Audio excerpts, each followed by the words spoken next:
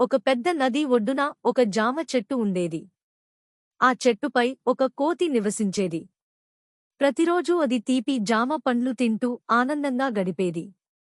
ఒకరోజు నదిలో నుంచి ఒక మొసలి ఒడ్డుకు వచ్చింది. కోతి ఆ మొసలికి కొన్ని తీపి జామ పండ్లను ఇచ్చింది. అలా వారిద్దరూ మంచి స్నేహితులు అయ్యారు. ప్రతిరోజూ కోతి ఇచ్చే పండ్లను తిని మొసలి ఎంతో సంతోషించేది. ఒకరోజు మొసలి కొన్ని పండ్లను తన భార్య కోసం ఇంటికి తీసుకెళ్ళింది. ఆ పండ్లు తిన్న మొసలి భార్య ఇలా అంది: ఈ పండ్లే ఇంత తీపిగా ఉంటే వీటిని రోజూ తినే ఆ కోతి గుండె ఇంకెంత తీపిగా ఉంటుందో. నాకు ఆ కోతి గుండె కావాలి.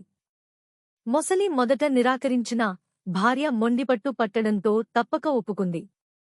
అది కోతి దగ్గరకు వెళ్ళి, మిత్రమా, మా ఆవిడ నీకోసం విందు సిద్ధం చేసింది, మా ఇంటికి రా అని పిలిచింది. కోతి మొసలి మాటలు నమ్మి దాని వీపు మీద కూర్చుంది. నది మధ్యలోకి వెళ్ళాక మొసలి నిజం చెప్పేసింది. మా ఆవిడ నీ గుండె తినాలనుకుంటోంది, అందుకే నిన్ను తీసుకెళ్తున్నాను అంది. కోతి ఒక్క క్షణం భయపడినా వెంటనే తెలివిగా ఇలా అంది: అయ్యో మిత్రమా, నా గుండెను చెట్టుమీద భద్రంగా దాచాను. ఆ విషయం ముందే చెబితే తీసుకువచ్చేదాన్ని కదా.